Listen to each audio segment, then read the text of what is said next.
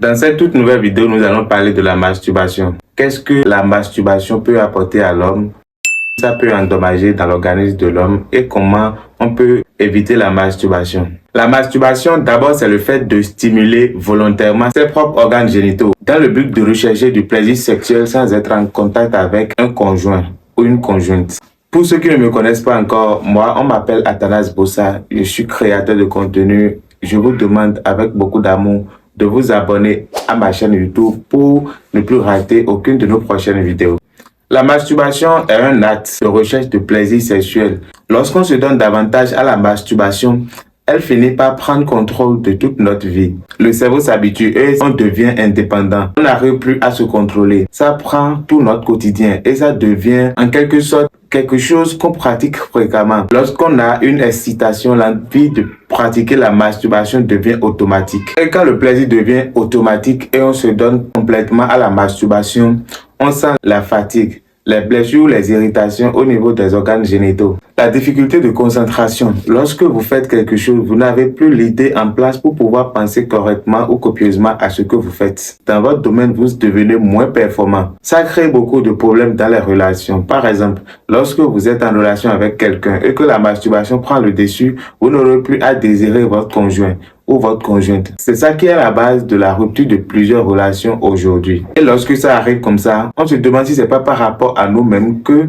notre conjoint ou notre conjointe nous a quittés. Or, c'est parce que vous avez déjà pris l'habitude de pratiquer la masturbation excessive que cela est arrivé à vous deux. Et le mensonge qu'on vous dit souvent, c'est que la masturbation entraîne la stérilité ou entraîne une baisse permanente de la production de l'hormone testostérone dans votre organisme. C'est très faux. On vous ment aussi que la masturbation entraîne l'impuissance ou un affaiblissement général de votre corps. Il est préférable que vous sachiez que la masturbation, en quelque sorte, c'est pour procurer du plaisir. La masturbation réduit le stress. Ça permet à certaines personnes d'être détendues. Pour certains, ça favorise la relaxation. Pour d'autres, elle permet facilement de s'endormir et est vue comme un somnifère.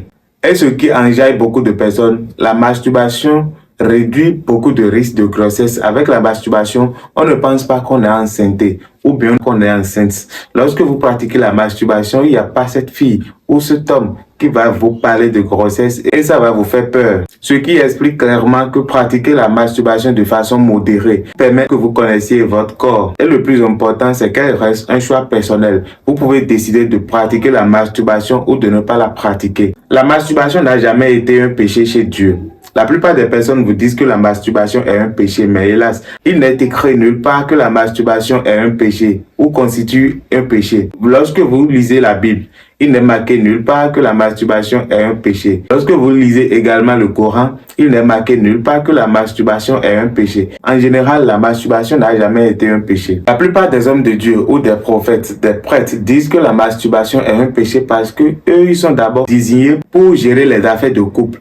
C'est pour cette raison que la plupart des personnes disent que dans le christianisme, il est interdit ou que dans le Coran, la masturbation est une mauvaise chose. Sinon, il n'est écrit nulle part que la masturbation est une mauvaise chose. Et pour ceux qui sont dans le cas de la masturbation excessive, vous pouvez réduire le taux de masturbation. Et si vous désirez vraiment finir avec la masturbation, vous devez d'abord identifier ce qui fait que vous vous adonnez davantage à la masturbation. Si c'est les grosses fesses que vous regardez, qui permet que vous vous adonnez souvent, il va falloir que vous ne regardez plus. Et si vous voyez que malgré tous vos efforts, vous n'avez pas pu finir avec la masturbation, vous devez consulter un médecin ou un psychologue qui peut gérer votre affaire de masturbation avec vous. Si vous avez regardé la vidéo jusqu'ici, nous vous demandons avec beaucoup d'amour d'aimer, de vous abonner et d'activer la cloche de notification pour ne rater aucune de nos prochaines vidéos.